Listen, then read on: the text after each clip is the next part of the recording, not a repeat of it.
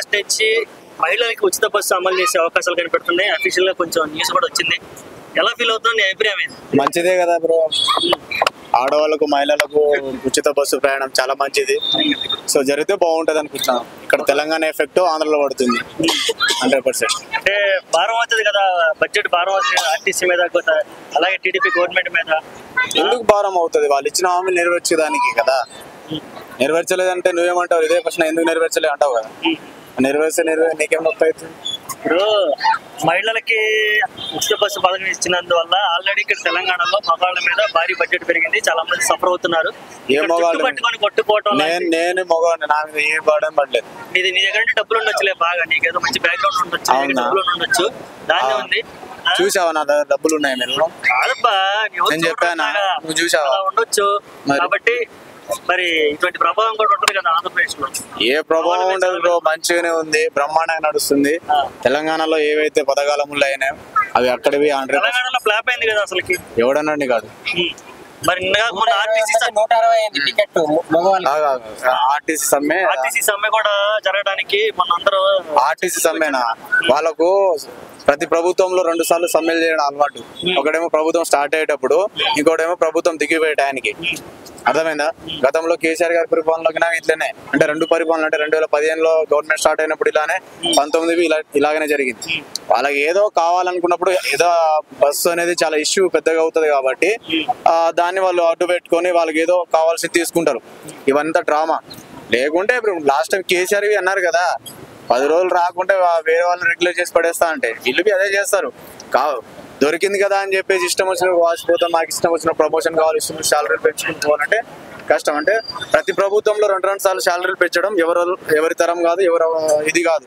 Starting ఒకసారి, ending ఒకసారి వాళ్ళు ఇష్యూ కావాలని చేస్తారు, ఏదో ప్రెజర్ తోటైనా చేస్తారని ఫీలింగ్ లో వీళ్ళు ఒక పాయింట్ పట్టుకొని ప్రతి ఇయర్ చేయాలంటే జరగదు బ్రో. ప్రభుత్వం ఏర్పడక ముందు ఇచ్చిన హామీనే మేము అడుగుతున్నామని వాళ్ళ డిమాండ్. ప్రభుత్వం బస్సుల గురించి ఏం అడగలేదు. టీఏల కోసం కానీ అందుకోసం ధర్నా చేస్తున్నారు. టీఏలు అన్ని రిలీజ్ అవుతాయి బ్రో. గతంలో 2015 నుంచి టీఎల్ రాలే, మరి అప్పుడు ఎందుకు అడగలే గత ప్రభుత్వంలో? రేవంత్ రెడ్డి ఇచ్చిన హామీనే మేము అడుగుతున్నాం. మరి కేసీఆర్ గారు ఇచ్చినప్పుడు కేసీఆర్ గారిని ఎందుకు అడగలేదు ఈ హామీలు? అంటే పీకేస్ అని ఆ ప్రైవేట్ ఉద్యోగస్తులనే డైరెక్ట్ రెగ్యులర్ చేసే తనందుకు పెట్టేశారు అనుకోవచ్చా? చేసింది కాబట్టి మేము మిమ్మల్ని గెలిపించాం, మీరు ఏదైతే హామీ ఇచ్చారో మాకు ఇస్తారనే మేము మిమ్మల్ని గెలిపించుకున్నామని డిస్కషన్ వచ్చింది. అవన్నీ ఫేక్ ముచ్చట్లు బ్రో, వేస్ట్ అవి. ఎవరికి అసలు వాళ్ళకు ఏదో ఒకటి ఇష్యూ క్రియేట్ చేసి డబ్బులు సంపాదించి, అంటే వాళ్ళు ఈ శాలరీస్ ఇంక్రీజ్ చేయడం అనే ప్లాన్ లో ఉంటారు తప్ప, తెలంగాణలో ముఖ్యమంత్రి రేవంత్ రెడ్డి గారి పరిపాలన చాలా బ్రహ్మాండంగా ఉంది. సో నాకు చాలా బాగా నచ్చింది. ఏవైతే హామీలు ఉన్నాయో 100% నెరవేరుస్తున్నారు. మరీ గత ప్రభుత్వం లాగా అయితే చేయట్లేదు. నాకైతే చాలా సాటిస్ఫాక్షన్ ఉంది. వాళ్ళు ఇచ్చిన హామీలను అయితే 100% నెరవేర్చారు. రైతు బంధువులు, రుణమాఫీలు కాలేవన్నారు. 2015 నుంచి నేను ఎప్పుడో తీసుకున్నాను, కాలేదు. 2 సార్లు పెట్టారు, 2 విడతల్లో పెట్టాడు కేసీఆర్. ఏ విడతలో మనది కాలే. ఒక్కసారి 1,60,000 అయింది, హ్యాపీ. నేను తీసుకునేదేమో 40,000, వడ్డీ గిడ్డి కలిపి 1,60,000 అయింది. ఈరోజు రేవంత్ రెడ్డి గారు తీర్చింది. ఈరోజు నాది కావచ్చు, మా నాయనది కావచ్చు, మా తాతది కావచ్చు, ఎవరు తీయాలి?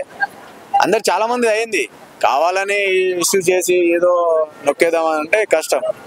చాలా మంది అంటారు ఆటోలకు బస్సు ప్రయాణం వల్ల ప్రాబ్లమ్స్ వస్తాయి, అది చాలా ఇష్యూస్ నడుస్తున్నాయి కదా బ్రదర్. అవన్నీ ఫేక్ ముచ్చట్లు. ఆటోలకు క్యాబ్ వాళ్ళకు సంబంధం లేదు. ఎందుకంటే ఆటోలు క్యాబ్ వాళ్ళు బస్సు, మరి ఆటోలు క్యాబ్ వాళ్ళు ఉన్నప్పుడు స్టార్టింగ్ లో నువ్వు ఓలా ఊబర్కి ఎందుకు సపోర్ట్ చేసావు? 30% 40% కమిషన్ ఎందుకు తీసుకున్నావు? గత ప్రభుత్వంలో తీసుకున్నారు. ఇప్పుడు 0% కమిషన్ ఎందుకు నడుస్తుంది? ఇప్పుడున్న ప్రభుత్వంలో ఆటో డ్రైవర్లు కానీ, అదే క్యాబ్ డ్రైవర్ కానీ 0% కమిషన్ ఎందుకు జరుగుతుంది? 400 ఆర్డర్ కొడితే 120 రూపాయలు వాడే తీసుకుంటాడు. 300 రూపాయలు కొడితే 100 రూపాయలు వాడే తీసుకుంటాడు. 30% తీసుకుంటాడు. మరి ఈ ప్రభుత్వంలో ఎందుకు తీసుకుంటలేరు? అవన్నీ ఎడిపోయినాయి. అవన్నీ మనం అబ్జర్వ్ చేయము. ఆటోలు బతకట్లేదు. ఆటోలు బ్రహ్మాండంగానే ఉన్నారు, అందరు బ్రహ్మాండంగా బతుకుతున్నారు. నేను ఆటో డ్రైవర్ని ఒకప్పుడు, ఇప్పుడు పోయి నడుపుతున్నాను. అప్పుడు ఓలా, ఇప్పుడు ఎవరైనా ఏ ఆటో అయినా బ్రో ఇప్పుడు మీ కమిషన్ ఎంత బ్రో ఓలా అని అడుగు, 0 కమిషన్ అంటాడు. అప్పుడు కేటీఆర్ పరిపాలన ఎలా ఉండే బ్రో కమిషన్ అంటే 30-40% అంటారు. మరి ఎవరు డబ్బులు తీసుకున్నారు? ఎవరు జనాలను మోసం చేశారు? ఎవరు జనాలను నాశనం చేశారు? ఎవరు జనాలను ఆగం పట్టేశారు? ఆటో వాళ్ళకి తెలుసు, ఆటోలు ఎక్కిన వాళ్ళకి తెలుసు, ఆటో బుక్ చేసిన వాళ్ళకి తెలుసు, బుక్ చేయించుకున్న వాళ్ళకి తెలుసు. థ్యాంక్స్.